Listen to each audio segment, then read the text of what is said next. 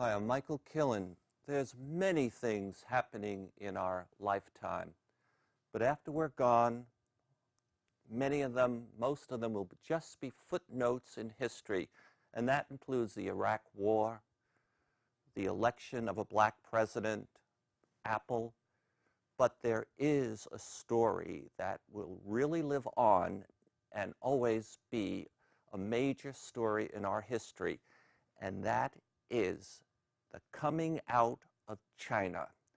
And late in the 70s, Deng Xiaoping, the head of China, decided it was time for China to break down the wall that it put around itself and to reach out to be one of the great countries in the family of nations. And I believe, although I've never read this in any history books, he contacted the Republican president, Richard Nixon, and he asked him what he thought about China coming out and joining the world of nations.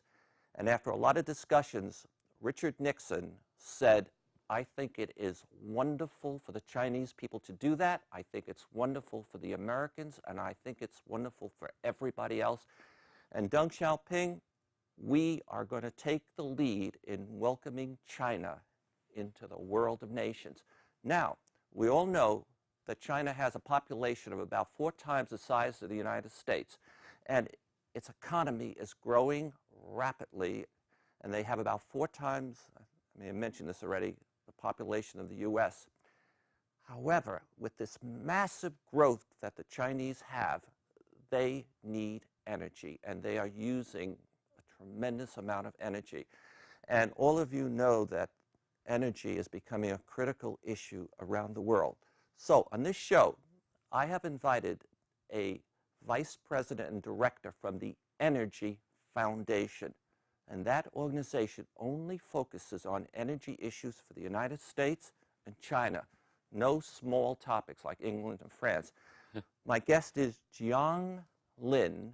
He is the vice president director of the China Energy Sustainability Program. I'm going to ask him a series of questions about what's happening in China, and then how has the Chinese reached out to his organization and other organizations to assist them in more effectively utilizing energy. How are you tonight? Very good. That's a great story about Deng Xiaoping. All right. Did I get everything right? You have your look out on history. Okay. So give us an idea of how quickly the Chinese are developing, maybe in terms of how many cities they're building, or how many buildings, or how many new utility plants, how much coal, whatever. Just give us some idea. Well, as you put it, Michael, that China started the opening to the outside world in the late 70s, early 80s. And China does have 4 times the population the U.S. does, and its economy has grown very fast over the last 30 years. Roughly 10% a year. And that means the economy doubles every 7 years. But China is still in a very different place in terms of development than the U.S. or the Europe. For example, the per capita income in China is roughly $4,500 a year. Compared to U.S., that's about $45,000. So U.S. has a 10 times higher income than China does on average. With a very fast-growing economy, you're going to need a lot of energy to power that industrial revolution. So the energy growth is very fast in China as well, roughly about 6-7% a year. That means the energy usage would double if nothing changed in about 10 years. So we're seeing a rapid growing economy and a very quickly rising energy demand as well. Okay. How much energy is China using right now compared to the United States? China uses a little more than U.S. In total, which means they use on average about 1/4 of the U.S. uses on a per capita basis. What about efficiency? I mean, we use energy and we can do X amount of work with it. China uses energy it does Y amount. But would you tell us what that X and Y is? Or? Well, that's a great question, and the answer is different by different product, different processes in different sectors. For example, in terms building energy usage, you can say that, that the U.S. uses a lot more per square meters or per square foot in terms of energy usage because we demand a much higher level of comfort. So that's a complex question. In a very average measurement about the energy performance economy, China falls behind U.S. by quite a bit margin in terms how many dollars produced per tons of coal used in the process. But in the last few years, the picture started to change a little bit. In certain sectors, the Chinese energy efficiency is actually getting better than the U.S. For example, in automobiles, the Chinese car today, produce is more efficient. It drives more miles per gallon of gasoline used. Okay. All right. So China is moving quickly then and effectively on making cars that have greater efficiency. But maybe we can go to this. China's building a lot, and cement uses up a lot of energy. Mm-hmm. And if the amount of buildings that China is building was but the same as we are building, which it isn't, who would use more energy, the Chinese or the Americans? Well, the Chinese cement plant probably use more energy. Yeah. Why is that? Well, this has to do with a lot of its technology used in the plant, and depending on the fuel usage. So there's a lot of factors going into that. So the Chinese are fairly determined to catch up with the U.S. or even exceeding that. And there's other more efficient producers in the world, in Europe, in Japan, for example. Yeah. So catching up in terms of building buildings and the process of building using basically the same amount of energy as we are using to build them. Is that what you mean by catch right, up? In terms of efficiency. For example, if you produce a ton of cement, how much tons of oil or coal you use? So the less is the better. Right? So the United States is much more efficient in building buildings? At the moment. At the moment. Yeah. But Chinese are building also many, many, many more buildings? That's right. Can you throw out a number of how many buildings or cities are being produced every... Oh, the China probably are experiencing the largest urban migration in human history. Every single year, roughly 15 to 20 million people move from countryside to cities. So China has to build hundreds of cities to accommodate that growth. So 15 cities of a 1 million population a year is being built. I forget what we have in San Jose. We have 1 million probably, so maybe... A little less than 1 million. A little less. Yeah. So if I rounded things up, they're building 15 or 14 San Jose's every year. That's right. Well, that's pretty good. It's a huge amount of urban development. Okay. So all this energy usage also it's mostly fossil fuel, and some percentage is wind, thermal, and solar, and that's still ramping up, certainly in the United States. How is the clean, renewable energy ramping up in China? Well, you probably heard it quite a bit. I would say that 5 years ago, there was almost non-renewable energy usage in China. But over the last 5 years, China has really done an outstanding job in creating a market for renewable energy. So as of today, China is the largest market for renewable energy in terms of wind installations. They have the largest amount of wind turbines built in China. It also produces a very thriving solar industry. About 50% of world solar cells are produced in China today. So China is really becoming a leader in the renewable energy place. Okay, is the government giving subsidies, incentives to use these renewable clean energy sources? The simple answer is yes.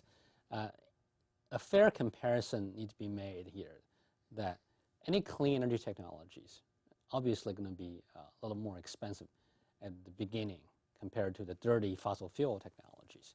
So, but we expect the market grows, the cost will start to decline. This is very true for wind and solar.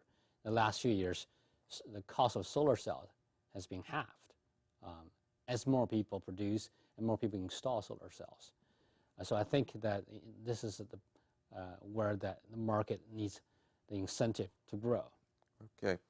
So if I heard you correctly, in China, there are incentives given to encourage people, companies to use renewable, clean energy. And we have in the United States incentives, and I think probably California probably gives more incentives than maybe any state. I could be wrong, but I think we're a leader. But then I'd like to jump to this. The United States, I think you'll agree, does not have a comprehensive energy policy. Unfortunately. Oh, and since we're so far ahead of China, China certainly wouldn't have a comprehensive energy strategy, or would it? That's a great question and a great way you phrase it. In fact, China has a fairly comprehensive energy strategy. Really? It has come out of a necessity. This necessity was really started back the early days of Deng's time in the late 70s, early 80s. As Deng's reform unleashed the economic growth, there's suddenly a shortage of energy to power all the plants that's being built. So the Chinese leaders realized back then they really need to improve the energy efficiency so they can have enough power plants to support the growth. So conservation and energy efficiency has been put on a very high priority in the Chinese government agenda. And from there, they started to build that program. In the last few years, they've added renewable energy as a part of the portfolio as well. So now they really have a very balanced, both for efficiency and renewables. So at the Central Planning Committee, the head of the government, they have a central plan, an overall plan, and it's for energy, to support economic growth and also to support the urbanization of the population. Well, am I correct? Yes. And since you're in China and you live here, you have a chance to see both policies. So they have somewhat of a comprehensive plan, and you don't see it here, right? And is that? Yes, that's fair to say. Okay, that is interesting. Now, I'd like to get a feel for what the Energy Foundation does. And again, I know they help in the United States to enhance the use of energy in this country. But how do you go about helping the Chinese?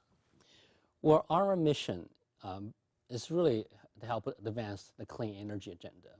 In China, our mission is really help China to transition to a more sustainable energy future by improving the energy efficiency of the economy, by increasing the usage of renewable resources, and by reducing pollution that's associated with fossil fuel use.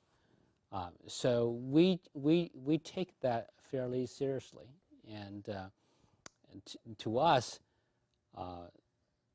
the key to any sustainable result is really based on helping China finding its own solutions to its own energy challenges. So we have always modeled our work in a partnership. We're working with the local government agencies, with the local NGOs in China, the Chinese universities, and think tanks.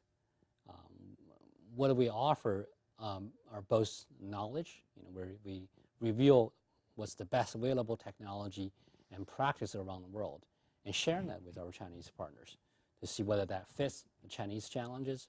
If not, what are the other things we can do together to find the right solution?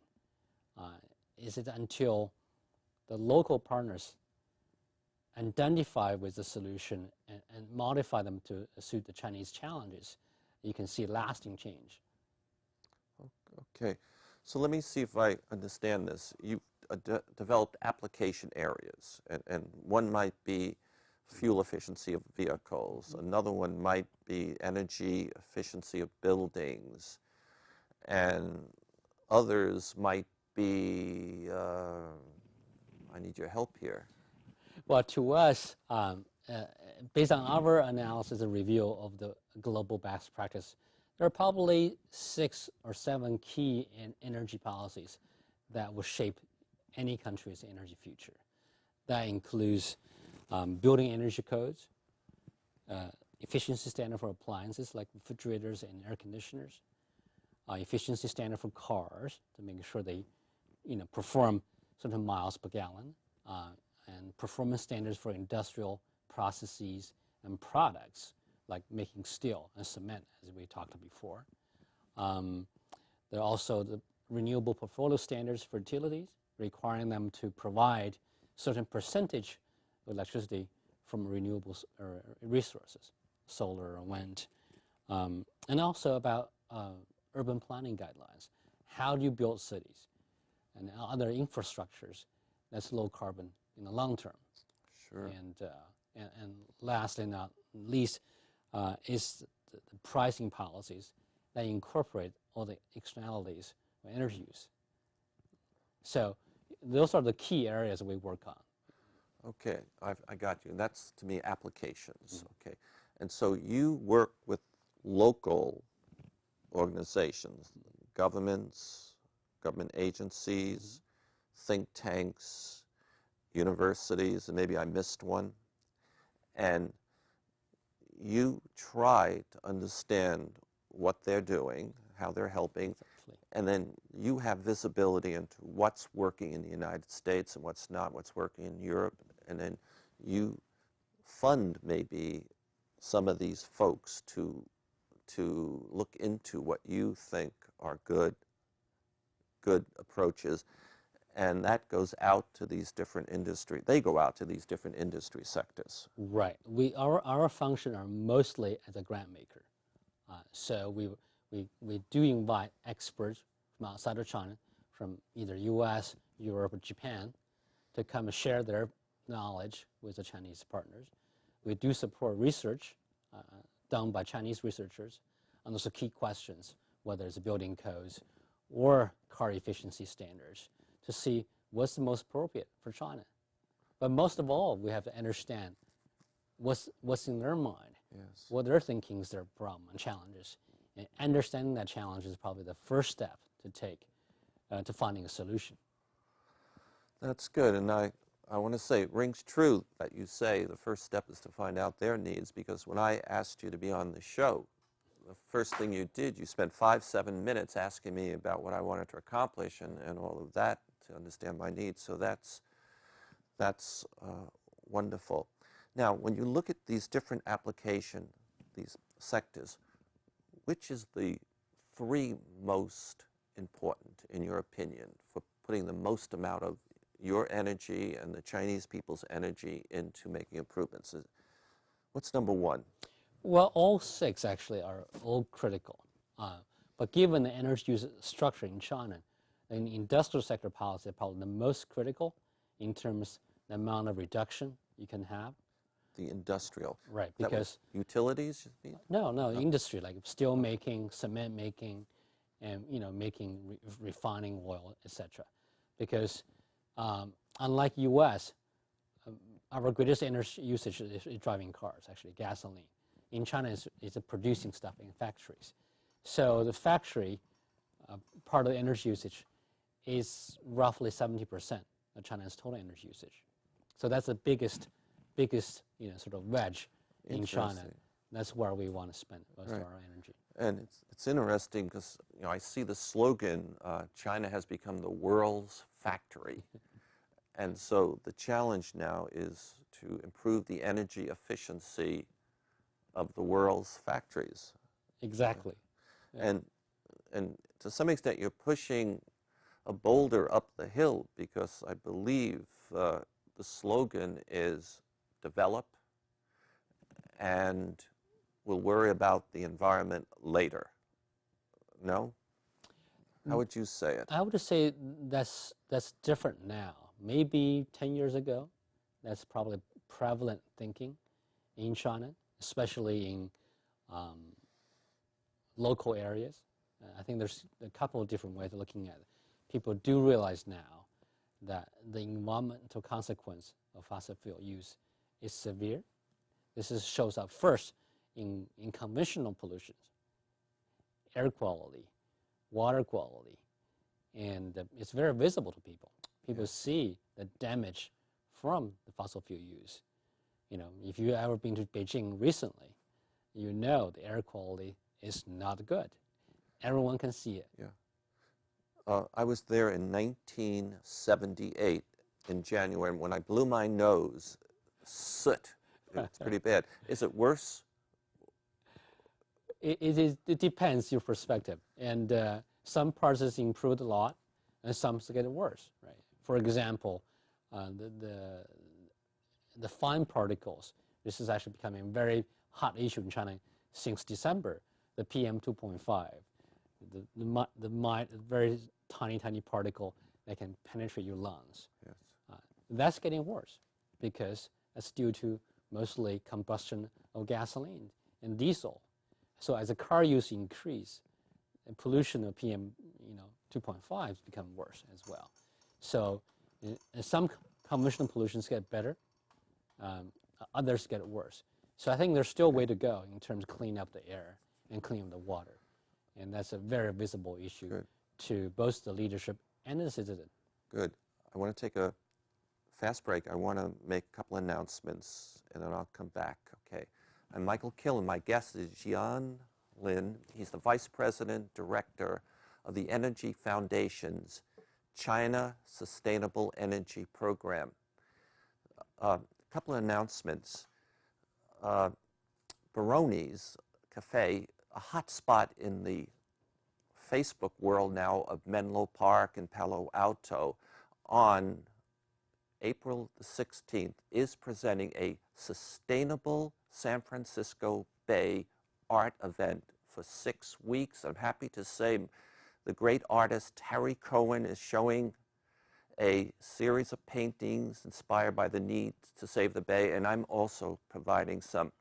Also, I want to mention that the Chamber of Commerce of Palo Alto is having an event on March 1st at Tesla's Motor facility, and it's called the Palo Alto Business Expo.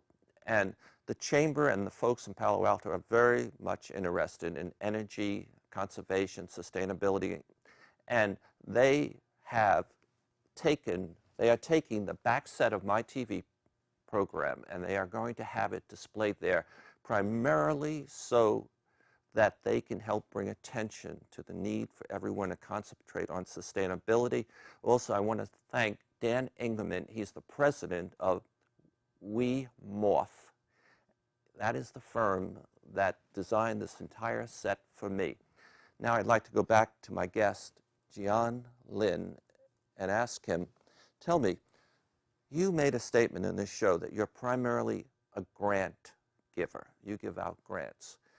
Now, we have people who are watching this video, this TV program, that are nonprofit organizations and profit organizations, and they'd be interested in knowing what you're looking for right now. Where do you need help? Well, all across the board, I think, along the major areas we identified before, those are the key policy goals we like to see them accomplished. So we need all the help we need in pushing those goals. Okay, so if there are firms out there that have ideas for how to improve energy efficiency of vehicles, you might like to hear from them. Definitely. If there are folks out there that have new solutions and for improving the efficiency of the factory of the world, you're interested in it. Yes, but our approach is slightly different, and I think you might be referring to people who are developing technology themselves, and we're neutral to any particular technology. What we want to advance is a set of policy signals, incentives that would leverage all the creativity of innovators, entrepreneurs that. So our job is creating kind of the market condition for clean energy technologies. So you're saying you're not looking for any product in particular, but you're looking for things, intellectual things maybe, to help educate, inform, get buy-in from your partners in China and from the great people of that great country. Is that? Right. We're not supporting development a new widget, for example. Okay, I think that's very helpful. And now I'd like to ask some questions about you. And you were born in China? Yes. Roughly when? Oh, in the 60s. In the 60s. And what part? In Xianyang, China. Okay. And what is the most important thing you have gotten from a Chinese philosopher that you rely on today in being effective running the Energy Foundation's China group? Well, Lao Tzu has a great philosophy, understanding how the world works. I think really the way of the nature. And you really need to understanding how things works in the world and use that as a guidance for everyday life. So, Lao Tzu. Yes. Okay. And is there any principle, fundamental principle, that you go to in your head to help you make decisions?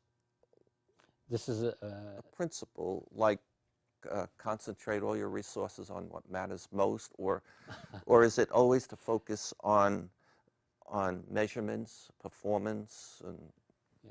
Well, we like to think about what is a strategic leverage, right? Okay. Leverage. Right. You know, China is a big country. Energy is a huge industry. We are a small NGO, and so we constantly need to find what kind of leverage we can bring to the field. All right. by creating alliance, by developing partnership, by working with other people together. Good. I got it. You were an excellent guest. My guest was Jiang Lin, and he is the Vice President and Director of the Energy Foundation's China Sustainable Energy Program. I'm Michael Killen. Thank you.